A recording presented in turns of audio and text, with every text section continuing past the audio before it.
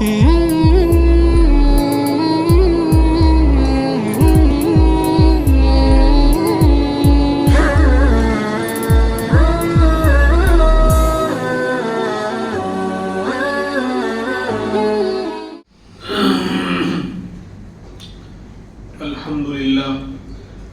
لله كفى وسلام على عباده الذين اصطفى أما بعد فأعوذ بالله من الشيطان الرجيم بسم الله الرحمن الرحيم يا أيها الإنسان ما غرك بربك الكريم صدق الله العظيم اللهم صل على سيدنا محمد وعلى آل سيدنا محمد وبارك وسلم اللهم صل على سيدنا محمد وعلى آل سيدنا محمد وبارك وسلم اللهم صل على سيدنا محمد وعلى آل سيدنا محمد وبارك وسلم اللہ تبارک و تعالیٰ کی بے شمار خوبیاں اور بے شمار کمالات اور بے شمار اللہ کی صفات ہیں۔ اللہ کی خوبیوں میں ایک خوبی آتی ہے شکور، ان ربی غفور شکور، کہ میرا رب بڑا شکور ہے۔ شکور کا ترجمہ ہوتا ہے قدردان، قدردانی کرنے والا۔ تو اللہ تبارک و تعالیٰ کی یہ صفت بیان کی جاتی ہے کہ اللہ تبارک و تعالیٰ شکور ہیں، یعنی بڑے قدردان ہیں۔ اب قدردانی کس کو کہتے ہیں؟ تو قدردانی کہتے ہیں کہ دوسرے پر محبت کی وجہ سے ایسا مہربان ہونا کہ اس کے کسی عمل کو رد نہ کرنا اور سامنے والے کی امید سے زیادہ اس کے ساتھ اچھائی کا معاملہ کرنا۔ دوسرے پر محبت کی وجہ سے ایسا مہربان ہونا کہ اس کے کسی عمل کو بھی رد نہ کرنا اور اس کے ساتھ امید سے زیادہ اچھائی کا معاملہ کرنا، یہ قدردانی کہلاتا ہے۔ اور اللہ تبارک و تعالیٰ کے اندر یہ بات بہت اچھی طرح پائی جاتی ہے کہ وہ اپنے بندوں پر بڑے قدردان ہیں، بڑے مہربان ہیں، کہ بندوں سے اللہ کو محبت ہے، تو اسی محبت کی وجہ سے اللہ اپنے بندے پر ایسے مہربان ہے کہ وہ بندے کے کسی بھی عمل کو اللہ رد نہیں کرتے۔ چھوٹا عمل ہے اور اچھی طرح نہیں کیا گیا، ٹوٹا پھوٹا عمل ہے، اس کو بھی اللہ قبول کر لیتے ہیں، بلکہ بندے کی امید اور توقع سے زیادہ اس کے ساتھ اچھائی کا معاملہ کرتے ہیں۔ تو اللہ شکور ہے، اللہ قدردان ہے، ورنہ اللہ کی خوبیاں تو بے شمار ہیں۔ قرآن کریم میں کہہ رہے لو کان البحر مدادا لکلمات ربی لنفد البحر قبل ان تنفد کلمات ربی، کہ اگر سمندر کو، پوری دنیا کے سمندر کو سیاہی بنا دیا جاوے اور سارے درختوں کو قلم بنا دیا جاوے کاٹ کاٹ کر اور اس سے لکھا جاوے، تو اللہ تبارک و تعالیٰ کی خوبیاں ختم نہیں ہوں گی۔ سمندروں کا پانی، روشنائی ختم ہو جائے گی، قلم ٹوٹ جائیں گے، ختم ہو جائیں گے، لیکن میرے رب کے کمالات، میرے رب کی خوبیاں ختم ہونے والی نہیں۔ تو اس میں یہ شکور کا لفظ، یہ قدردانی بہت بڑی اللہ کی صفت ہے۔ اسی لیے تو ہمارا نظام چل رہا ہے، اللہ ہمیں چلا رہا ہے، اللہ ہمیں ساری نعمتوں سے نواز رہا ہے، کہ اللہ قدردان ہے، اللہ قدردان ہے۔ اب ہم قدردانی اللہ کی کہاں کہاں نظر آتی ہے، دو چار مثالیں پیش کرتے ہیں۔ انسان دنیا کے اندر آیا ہے تو اس کے اوپر مصیبتیں بھی آتی ہیں، آفتیں بھی آتی ہیں، بلائیں بھی آتی ہیں، بیماریاں بھی آتی ہیں، حالات بھی آتے ہیں، لیکن انسان کمزور ہے۔ جب اس پر بیماری آتی ہے یا پریشانی آتی ہے یا مصیبتیں آتی ہیں، فوراً وہ کیا ہو جاتا ہے؟ بے چین ہو جاتا ہے، پریشان ہو جاتا ہے اور صبر کا دامن چھوڑ دیتا ہے، شکوے شکایت کرنے لگ جاتا ہے۔ حالانکہ اللہ مصیبت اگر لاتے بھی ہیں، مصیبت، پریشانی، بیماری، حالات، تو جو نیگیٹو چیزیں ہیں اگر اللہ لاتے بھی ہیں تو اس کے اندر بھی اللہ کی قدردانی ہوتی ہے کہ اگر بندے پر مصیبت آئی، بیماری آئی، کوئی پریشانی آئی، تو آپ اللہ کہتے ہیں بندے صبر کر، بندے تو اس پر جم جا اور صبر کر اور اس سے اس کو ختم کرنے کے لیے دعا مانگ. تو کیا ہوگا؟ یہ مصیبت بھی جو ہے اس کا فائدہ کیا ہوگا؟ علم نشرہ کے اندر فرمایا نا فَإِنَّ مَعَ الْعُسْرِ يُسْرًا وَإِنَّ مَعَ الْعُسْرِ يُسْرًا کہ ہر تنگی کے ساتھ دو آسانیاں ہیں. ایک مصیبت آئی، اگر بندہ اس پر صبر کر جاتا ہے، گلے شکوے نہیں کرتا اور صبر کا دامن نہیں چھوڑتا اور اللہ کی طرف متوجہ ہوتا ہے، تو اس ایک پریشانی کے بعد دو آسانیاں آئیں گی. ایک مصیبت کے بعد دو راحتیں آئیں گی اور ایک پریشانی کے بعد دو اللہ کی طرف سے انعام ملیں گے اس کو. یہ علم نشرہ کے اندر فرمایا ہے. یہ کیوں ہے؟ کیونکہ اللہ قدردان ہے، اس لیے ایک مصیبت دے کر دو راحتیں اللہ دیتے ہیں. ایک پریشانی دے کر اس کے بدلے میں دو جو ہے سکون عطا فرماتے ہیں. ایک تنگی دے کر دو آسانیاں اللہ اس کے بدلے میں عطا فرماتے ہیں. شرط یہ بندہ اس پر صبر کرے، اس مصیبت پر، اس پریشانی پر، ان حالات پر صبر کر لے تو اس کے بدلے میں پھر اللہ کی طرف سے ڈبل انعام ہوتا ہے کہ ہر تنگی کے ساتھ دو آسانیاں ہیں. اذا اشتدت بک البلوى ففکر فی علم نشرہ، اذا اشتدت بک البلوى ففکر فی علم نشرہ فعسر بین یسرین اذا فکرتہ فافرح. علم نشرہ کے بارے میں شاعر نے شعر کہا کہ جب تجھ پر مصیبتیں سخت ہو جائیں، انسان جب تجھ پر مصیبتیں بہت زیادہ آ جائیں، بڑی مصیبت آ جائے تو تو سورہ علم نشرہ میں غور کر لے. سورہ علم نشرہ کے اندر غور کر لے، کیا ملے گا؟ کہ ایک تنگی کے ساتھ دو آسانیاں لکھی ہوئی ہیں. وہاں ایک تنگی کے ساتھ دو آسانیاں ہیں. لہذا جب تو نے اندر غور کر لیا اب خوش ہو جا کہ مصیبت تیرے اوپر آئی ہے تو اب اس کے بعد دو آسانیاں آئی گی. لیکن شرط یہ ہے کہ بندہ اس میں گلے شکوے نہ کرے، شکایتیں نہ کرے. حضرت عطا ابن ابی رباح رحمۃ اللہ علیہ پر اللہ نے الہام کیا کہ عطا میرے بندوں سے کہہ دو کہ جب میں ایک ہلکی سی معمولی سی بیماری یا مصیبت لاتا ہوں تو میرے بندوں میں بیٹھ کر میری شکایتیں کرنے لگتے ہیں. حالانکہ روزانہ ان بندوں کے نامہ اعمال گناہوں سے بھرے ہوئے اور پر ہو کر میری دربار میں پہنچتے ہیں، لیکن میں فرشتوں کے سامنے کبھی گلے شکوے نہیں کرتا کہ دیکھو میری نعمتیں کھا کر، ہزاروں نعمتیں کھا کر اتنی ساری نافرمانیاں کہ اس کے نامہ اعمال میں نیکیاں ہے ہی نہیں. یہ روزانہ ہوتا ہے، لیکن میں کبھی فرشتوں کے سامنے ان نامہ اعمال کو کھول کر گلے شکوے نہیں کرتا. اور جب میں ہلکی سی اور معمولی سی مصیبت ڈالتا ہوں اور اس کے بدلے میں ڈبل راحت دینا چاہتا ہوں تو تم انسانوں میں بیٹھ کر میرے شکوے کرنے لگ جاتے ہو. میرے بندوں سے کہہ دو یہ ظلم نہیں تو کیا ہے، یہ ظلم نہیں تو کیا ہے. تو بہرحال ایک تنگی کے بعد دو آسانی، یہ اللہ کی قدردانی ہے کہ بندہ ایک تنگی پر صبر کر جائے گا، ایک مصیبت کو برداشت کر لے گا تو اس کے بدلے میں اللہ کی طرف سے دو راحتیں آئیں گی. کیوں؟ میرا رب شکور ہے، قدردان ہے. دنیا کا دستور ہم دیکھتے ہیں کہ اگر انسان بڑے دربار میں جا رہا ہے کہ کوئی بادشاہ ہے، کوئی منتری ہے، ایم ایل اے ہے، اس سے ملنے جاتا ہے تو چھوٹے موٹے ہدیے لے کر نہیں جاتا. بڑوں سے ملنا ہے تو بڑے ہدیے اور بڑے تحفے لے کر جایا جاتا ہے. اگر کوئی بڑے کے یہاں جائے اور معمولی سا 2 روپے کا 5 روپے کا ہدیہ لے کر جائے تو وہ اپنی انسلٹ سمجھتا ہے کہ ہماری توہین کر دی، ہماری گستاخی کر دی کہ ہمارے یہاں آیا اور معمولی سا ہدیہ لے کر آیا. 250 گرام جو ہے کیا لے کر آیا؟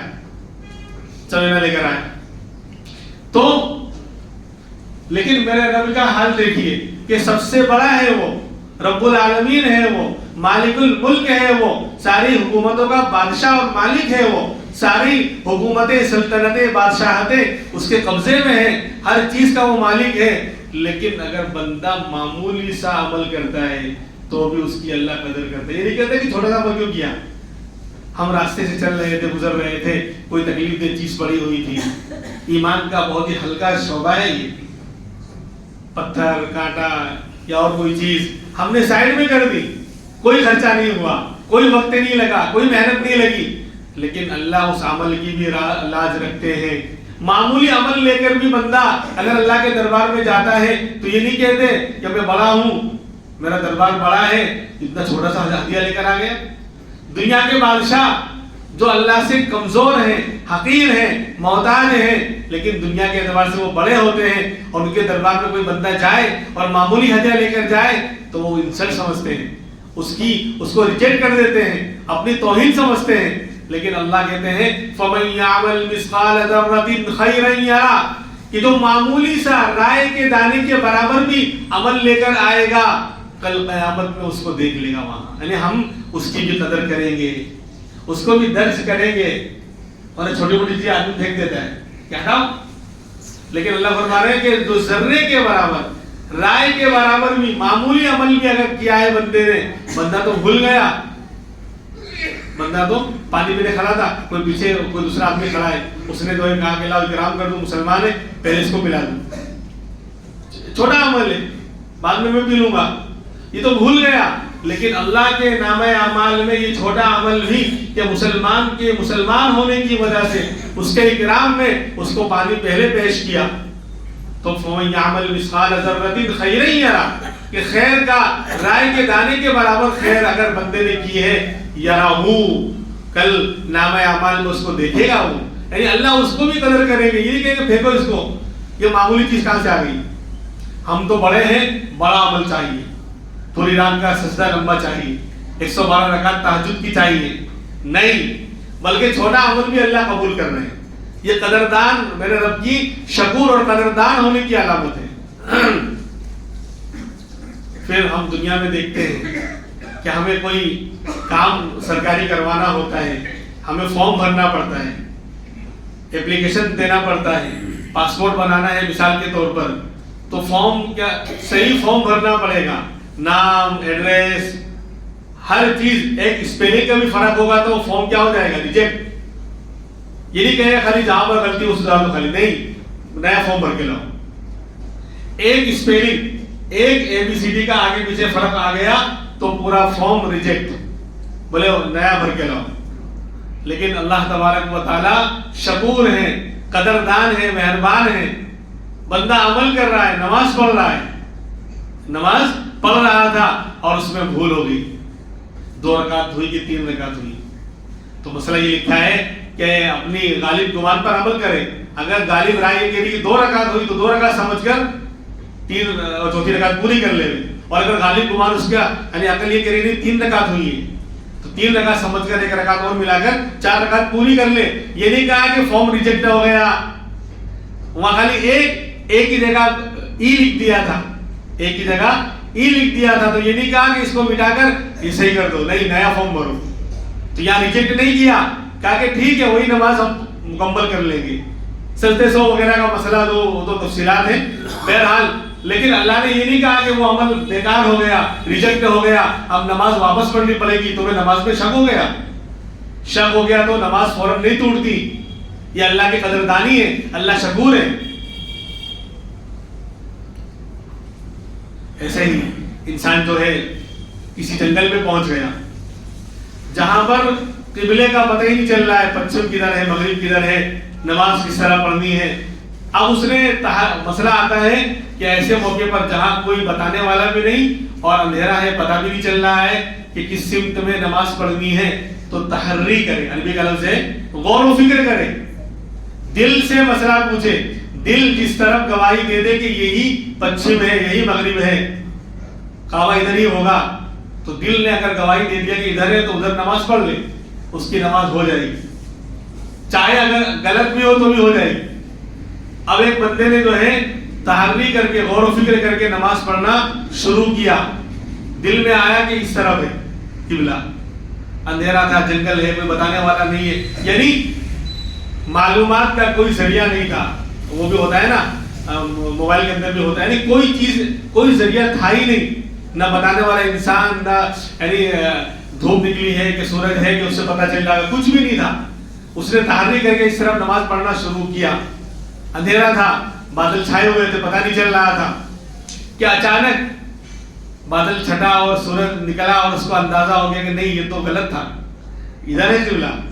نماز میں ہی ایسا آیا تو بھی یہ نہیں کہیں کہ 2 رکعت پڑھ چکا تھا تو 2 رکعت بیکار ہو گئی، اب واپس سے نئے سرے سے نماز پڑھنی پڑے گی. نہیں، یہ اللہ قدردان ہے. 2 رکعت جو پڑھ لی تھی کیونکہ تحری کر کے غور و فکر کر کے اپنی آخری یعنی جو ہے کوشش کو کام میں لا کر عمل کیا تھا. آنکھ بند کر کے کھڑے نہیں ہو گیا تھا, غور و فکر کیا, کوشش کی اور عقل کو کام میں لایا. تو عقل نے فتویٰ, دل نے فتویٰ دیا کہ اس طرف ہے. تو 2 رکعت جو پڑھی ہے چاہے وہ غلط تھی, بعد میں سورج نکلا تو معلوم پڑا کہ اس طرف ہے, تو اسی میں گھوم جائے, 2 رکعت پر ہی گھوم جائے اور 3 اور 4 رکعت کر کے نماز پوری کر لے. یہ نہیں کہا کہ واپس سے پڑھنی پڑے گی. کیوں؟ ان ربی غفور شکور, میرا رب غفور ہے, شکور ہے, قدردان ہے کہ بندے تو نے اپنے علم کو استعمال کر کے نماز پڑھی تھی, اس لیے غلط بھی صحیح ہے, وہ غلط بھی کیونکہ تیرے پاس اس کے علاوہ آخری کوئی علم تھا ہی نہیں. آخری میں دل, قلب محترم صاحب مفتی صاحب سب سے بڑے یہی ہیں, لاسٹ والے.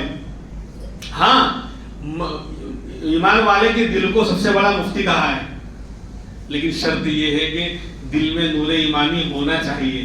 دل کی دنیا کو گناہ کر کر کے سیاہ اور برباد نہ کر دیا ہو, گناہ کر کر کے, کیونکہ گناہ سیاہی ہے اور نیکی ہے, اجالا اور روشنی ہے اور نور ہے. جب بندہ گناہ کرتا ہے گناہ کرتا ہے گناہ کرتا ہے تو دل کالا ہوتے ہوتے نقطہ رکھتے رکھتے سیاہی کا پورا دل کالا ہو جاتا ہے.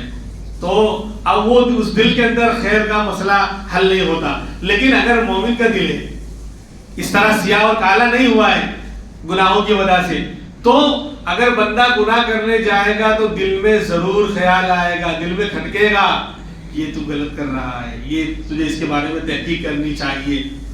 ماہا کفی نفسی, پوچھا اللہ کے رسول صحابی نے کہ اللہ کے رسول مل اسم, گناہ کیا ہے, گناہ کس کو کہتے ہیں؟ کہا کہ ماہا کفی نفسی, جو تیرے دل میں کھٹکے تو وہاں سے بھی جلدی سے چھٹکے, اس کے آس پاس بھی تو نہ پھٹکے. جو تیرے دل میں کھٹکے, گناہ کرنے سے پہلے دل میں آئے گئی.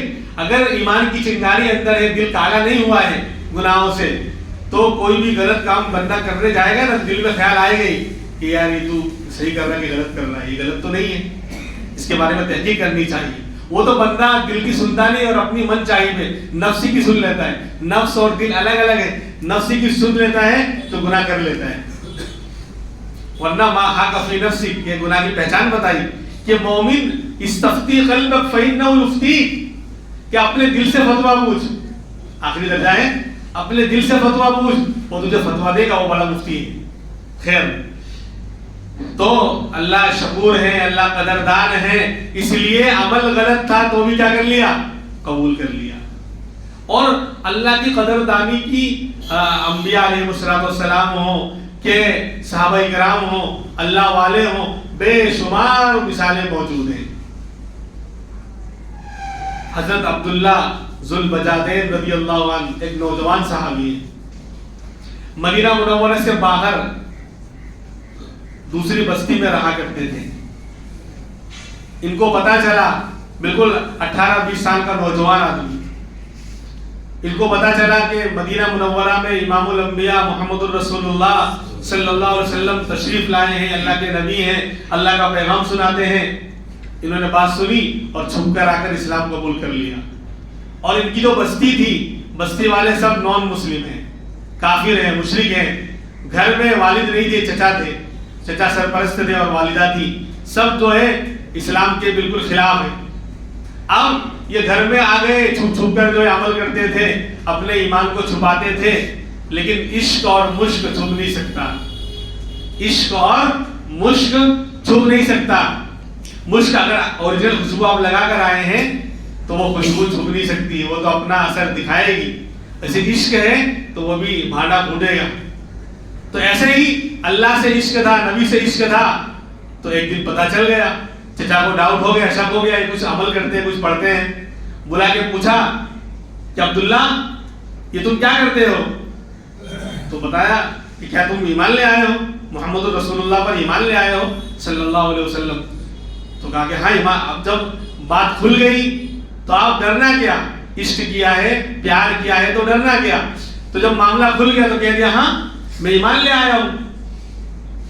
تو کہا کہ عبداللہ مالدار تھے, چچا بہت اچھی طرح رکھتا تھا, کیونکہ بڑے بھائی کا بیٹا تھا تو بھائی نہیں تھے, اس لیے بھتیجے کا بڑا خیال رکھتے تھے, اچھے کپڑے پہناتے تھے, اچھا کھلاتے تھے. تو کہا عبداللہ اب 2 آپشن تمہارے سامنے ہیں, اگر ہمارے ساتھ رہنا ہے ان ناز و نعمت میں پلنا ہے، عیش و عشرت کی زندگی گزارنی ہے، تو ایمان چھوڑنا پڑے گا. اور اگر ایمان نہیں چھوڑتے ہو تو گھر چھوڑنا پڑے گا، بستی چھوڑنی پڑے گی، یہ ساری نعمتیں چھوڑنی پڑے گی. جس نے دیکھا وہی آپ کا ہو گیا، جو نبی سے میرے آشنا ہو گیا اس کا دل آئینہ ہو گیا. جو چہرے انور پر جس کی نگاہ پڑ گئی اور نبی کی نگاہ جس پر پڑ گئی، وہ دنیا کی سب سے بڑی دولت اس کو مل گئی. وہ سب کچھ کر سکتا ہے لیکن نبی کا دامن نہیں چھوڑ سکتا. وہ چیز ہی ایسی تھی، جس نے دیکھا وہی آپ کا ہو گیا، جو نبی سے میرے آشنا ہو گیا اس کا دل آئینہ ہو گیا. تو حضرت زید بن حارثہ کو دیکھو، غلام بچے تھے، مکہ میں لا کر بیچ دیا گیا، نبی کی خدمت میں آ کر مسلمان ہو گئے تھے. کئی سالوں کے بعد چچا اور والد صاحب تلاش کرتے کرتے مکہ پہنچے کہ زید بن حارثہ ان کے ابا ہیں، کہ میرا بیٹا زید جو ہے وہ تو اس کو غلام بنا کر مکے میں لوگوں نے بیچ دیا ہے، اور وہاں ایک نبی ہے محمد رسول اللہ، ان کے پاس وہ رہتے ہیں. اب کئی سالوں کے بعد، اب تو بڑے ہو گئے، جوان ہو گئے، اس وقت 8-10 سال کے بچے تھے، 12-15 سال گزر گئے. اب آئے تلاش کرتے کرتے حارثہ، زید بن حارثہ ابا ہیں، حارثہ اور ان کے بھائی چچا سب آئے، حضرت زید سے ملاقات کی، کہا کہ بیٹا چل، تیری والدہ، تیری نانی اور رشتہ دار سب رو رو کر جو ہے تیرے غم میں جو نڈھال ہو چکے ہیں، اور تیری جدائی میں جو ہے بہت ٹینشن میں ہے، پوری بستی محلہ تجھے یاد کر رہا ہے. چل، اللہ نے ہمیں بڑا نوازا ہے، مال دیا ہے، سب کچھ دیا ہے. اللہ کے رسول کو کہا کہ اللہ کے رسول سے بات کر لیجیے. آپ کے سامنے آئے، آپ نے کہا کہ بھائی دیکھو میں منع نہیں کر سکتا، زید کے حوالے ہے معاملہ، کہ جانا چاہے تو جا سکتے ہیں، رہنا چاہے تو رہ سکتے ہیں، میں منع نہیں کروں گا. اب حضرت زید بن حارثہ رضی اللہ عنہ کبھی نبی کے چہرے کو دیکھتے، کبھی چچا اور والد کی طرف دیکھتے، کبھی نبی کے چہرے کو دیکھتے، کبھی اپنے چچا اور والد کی طرف دیکھتے. آخر میں کہا کہ والد اور چچا تو نہیں ملے، لیکن یہ چہرہ کہاں ملے گا، یہ چہرے پر نور کہاں ملے گا، یہ صحبت کہاں ملے گی، یہ مدینہ منورہ اور مکہ مکرمہ کا شہر کہاں ملے گا، یا 1 لاکھ نمازوں کا ثواب کہاں ملے گا، نبی کی صحبتیں کہاں ملے گی، آپ کی روحانیت، آپ کی برکتیں کہاں ملے گی. تو شاعر نے کہا حارثہ بیٹے کی آزادی کے خاطر آئے ہیں. حارثہ ابا کا نام تھا. حارثہ بیٹے کی آزادی کے خاطر آئے ہیں، زید کو لیکن غلامی کا ثمر اچھا لگا. میں غلام رہوں گا، نبی کا غلام بن کے رہوں گا، تو زید کو لیکن غلامی کا ثمر اچھا لگا. مجھ کو شہر مصطفیٰ کا ہر شجر اچھا لگا، مجھ کو شہر مصطفیٰ کا ہر شجر اچھا لگا. تو بہرحال عبداللہ کی بات چل رہی تھی. چچا وہ پہلا واقعہ یاد ہے نا، عبداللہ سے کہا کہ عبداللہ 2 باتوں میں سے ایک بات آپ کو قبول کرنی پڑے گی، اگر یہ نعمت چاہیے تو ایمان چھوڑنا پڑے گا، اور ایمان کے ساتھ رہنا چاہتے ہو تو گھر چھوڑنا پڑے گا. تو عبداللہ نے کہا کہ سب کچھ چھوڑ سکتا ہوں، مصطفیٰ کے در کو نہیں چھوڑ سکتا، سب کچھ چھوڑ سکتا ہوں، نبی کی صحبت کو نہیں چھوڑ سکتا. کہا کہ ٹھیک ہے، نکلو گھر سے، ابھی نکلو، کل کا مسئلہ نہیں، ابھی نکلنا پڑے گا. کھڑے ہو گئے، گھر سے نکلنے لگے، بلائے ادھر آؤ، یہ کپڑے بھی تو ہمارے ہیں، کپڑے بھی اتارو. اب نوجوان آدمی 18-20 سال کا جوان، کپڑے اتروائے جا رہے ہیں کہ کپڑے بھی اتار کے جانا پڑے گا، بالکل ننگے ہو کر جاؤ یہاں سے. ماں نے دیکھا، ماں آخر ماں ہوتی ہے، ایک بڑی چادر پھینکی، عبداللہ نے اس کو 2 ٹکڑے کیے، ایک کو لنگی کی طرح باندھا، ایک کو کندھے پر ڈالا، اور اسی حال میں پوری رات سفر کرتے ہوئے صبح جو ہے مدینہ منورہ پہنچے. اللہ کے رسول نے دیکھا تو خوش ہو گئے کہ عبداللہ یہ حال، یہ چادر، لباس کہاں ہے؟ کہ اللہ کے رسول سب کچھ قربان ہو گیا، سب کچھ لٹا کر اور سب کچھ مٹا کر، سارے رشتے ناطے توڑ کر آپ کے در پہ آ گیا ہوں، اب آپ ہی کی صحبت میں رہوں گا. تو کہا کہ ٹھیک ہے عبداللہ. اہل صفہ جو چبوترا تھا مدینہ منورہ، اب تو مسجد نبوی کے اندر آ گیا ہے، مسجد کے باہر چبوترا تھا، وہ صحابہ جن کا نہ در تھا، نہ ٹھکانہ تھا، نہ کاروبار تھا، نہ رشتہ دار تھے، وہ لوگ وہاں پڑے رہتے تھے. کہا عبداللہ تم بھی وہی رہو.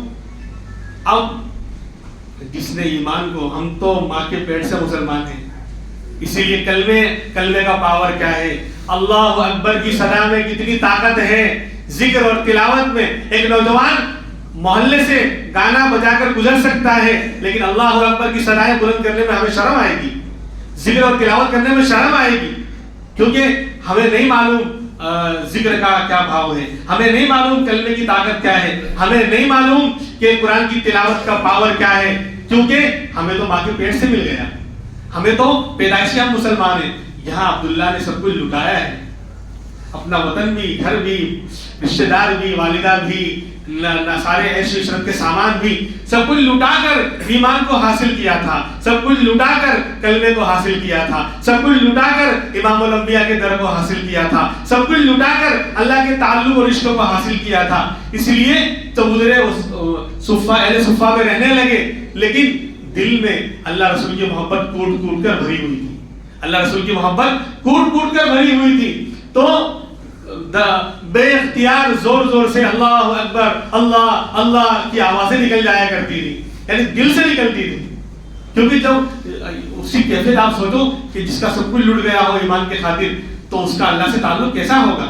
تو یہ جو ہے کبھی کبھی ہے بیٹھے بیٹھے زور زور سے ذکر کرنے لگ جاتے تھے، اللہ اکبر اللہ اللہ۔ حضرت عمر رضی اللہ عنہ نے ایک مرتبہ دیکھ لیا تو ڈانٹنے لگے حضرت عمر کہ عبداللہ تم زور سے ذکر کیوں کرتے ہو، آہستہ کرو، کیوں چلاتے ہو؟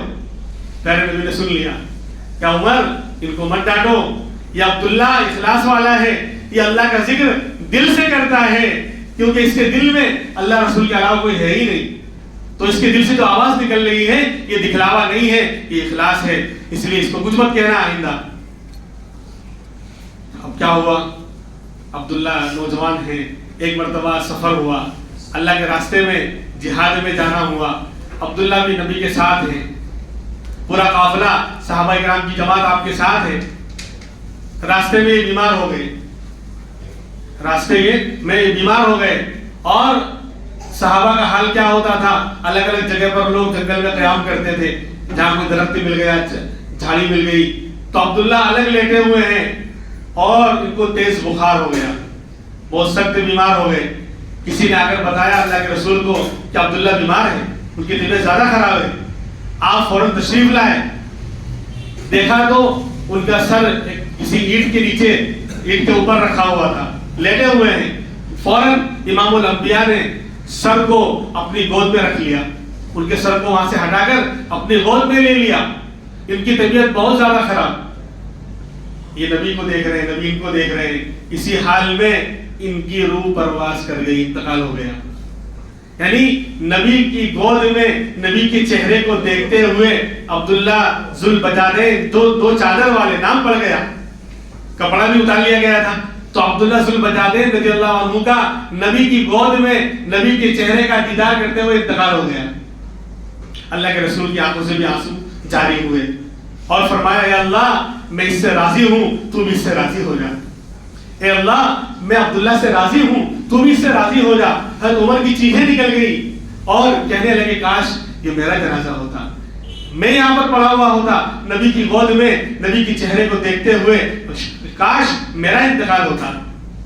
پھر لوگوں نے دیکھا امام الانبیاء نے اپنی چادر اتاری، اب دیکھو اللہ شکور ہے نا، اللہ قدردان ہے، عبداللہ نے سب کچھ لٹایا تھا، یہاں تک کہ کپڑے بھی لٹا دیے اللہ کے نام پر، تو اللہ قدردانی کر رہے ہیں کہ عبداللہ تو ٹینشن مت لے، دنیا کی سب سے بڑی پاک باز ہستی، عفت معاب ہستی، سب سے اونچی عظیم الشان چادر، کملی والے کی کملی، تیرا کفن نہ بناؤں تو میں رب العالمین نہیں، کیونکہ تو نے میرے لیے کپڑے بھی لٹوا دیے۔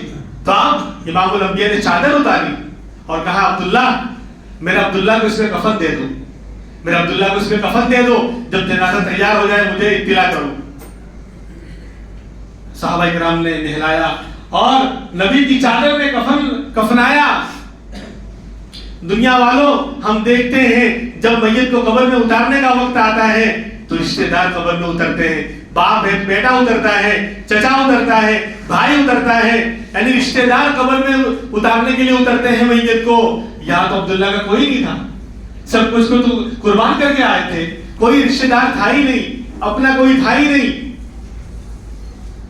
پھر آسمان نے وہ منظر دیکھا، زمین نے وہ منظر دیکھا، امام الانبیاء محمد رسول اللہ صلی اللہ علیہ وسلم قبر میں اترے، اور کہا اے ابو بکر، اے عمر، اپنے بھائی عبداللہ کو میرے حوالے کرو، لاؤ۔ خود امام الانبیاء نے قبر میں اتر کر عبداللہ کو قبر میں اتارا۔ یہ اللہ کی قدردانی ہے، یہ اللہ کی مہربانی ہے، اللہ شکور ہے، اللہ قدردان ہے، تو اللہ نے اس طرح قدر کی۔ ہم بھی اللہ کی قدر کریں گے، اللہ کے دین کی قدر کریں گے، اللہ کے احکام کی قدر کریں گے، اللہ ہم سے زیادہ بڑھ کر اللہ ہماری قدر کرے گا۔ اللہ نے جیسا ہم عمل کریں گے اس سے اچھا ریٹرن، اس سے اچھا جو ہے بدلہ اللہ ہمیں عطا فرمائے گا۔ دیکھو نیکیوں کا بھاؤ کیا ہے، ایک کا کم سے کم 10 ہے۔ بندہ ایک نیکی کرتا ہے تو کم سے کم 10 گنا ثواب ہے، ایک منیمم ہے، کم سے کم ہے۔ تو اللہ کے رسول نے جو ہے خود قبر پہ اتر کر عبداللہ کو قبر میں دفنایا اور پھر دعا کی کہ اللہ اس سے راضی ہو جا، میں بھی اس سے راضی ہوں۔ تو یہ اللہ کی قدردانی ہے۔ بے شمار واقعات ہیں، وقت اب ہوا چاہتا ہے، اس لیے حضرت عمر کا حال تو آپ کو معلوم ہے۔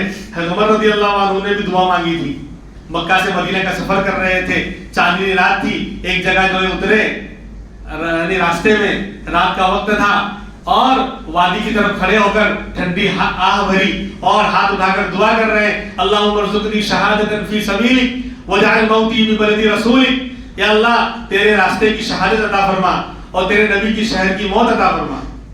یہ دو چیز مانگی تھی، لیکن اللہ نے اس قدردانی کی اس سے اچھے انداز میں حضرت عمر نے سوچا بھی نہیں تھا۔ اس طرح شہادت کی موت کہ نبی کا مصلی تھا، فجر کی نماز تھی، باوضو تھے، قرآن کی تلاوت کر رہے تھے، امامت کر رہے تھے نماز میں، نبی کے مصلی پر کھڑے ہو کر مسجد نبوی کے اندر فجر کی نماز میں تلاوت کرتے ہوئے آپ پر حملہ کیا گیا اور شہید ہوئے۔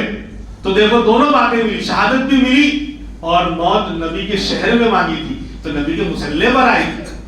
باہر کہیں بھی مدینہ میں کہیں بھی موت آتی تو مدینہ کی موت مانی جاتی، لیکن اللہ نے کہا کہ عمر تو نے مانگا ہے اپنی شان کے مطابق، میں رب شکور ہوں، میں قدردانی کرنے والا ہوں، میں نوازوں گا اپنی شان کے مطابق۔ اس لیے دین کے معاملے میں اگر ہمارا رب قدردان ہے ہم پر، ہمارا رب مہربان ہے ہم پر، تو ہم بھی جو ہے اس قدردانی کی لاج رکھیں گے۔ اللہ ہمیں کسی کے سامنے رسوا اور ذلیل نہیں کرے گا۔ اللہ کے احکام کو، نماز، روزہ، زکوٰۃ، حج، یعنی جان کی قربانی، مال کی قربانی دونوں ہم لگائیں گے۔ اللہ کے دین کی ہم قدر کرتے ہوئے، جہاں اللہ نے جان کو لگانے کا، نماز روزے میں جان کو لگانے کا حکم دیا ہے وہاں جان کو لگائیں گے، اور جہاں اللہ نے مال خرچ کرنے کا، زکوٰۃ ہے، صدقہ ہے، اللہ کا راستہ ہے، اللہ کا گھر ہے، جہاں پر یتیم ہے، بیوائیں ہیں، جہاں پر مال لٹانے کا اللہ نے حکم دیا ہے وہاں مال سے دین کی قدر کریں گے۔ اللہ وہ رب ہمیں ضائع نہیں کرے گا، جس کے واقعات ہم نے ابھی سنے کہ اپنے بندوں پر انتہائی زیادہ مہربان ہے وہ۔ پچھلے ہفتے بھی میں نے آواز لگائی تھی اپنی اس مسجد کی کہ کیا لائٹ بل کا جو مسئلہ ہے ابھی حل نہیں ہوا، ابھی بہت سارا تقاضا باقی ہے، اس لیے میں پھر گزارش کر رہا ہوں کہ پچھلے ہفتے کی طرح الحمدللہ کچھ لوگوں نے اپنے حسب معمول اللہ کے گھر کے لیے جو ہے کھل کر جو ہے حصہ لیا۔ آج بھی اعلان کرتا ہوں کہ ہمیں بتائیں 21,000 کے اوپر کچھ بل آیا ہے، 21,800 روپے کے تقریباً بل آیا ہے، اس کے لیے بتا دیں۔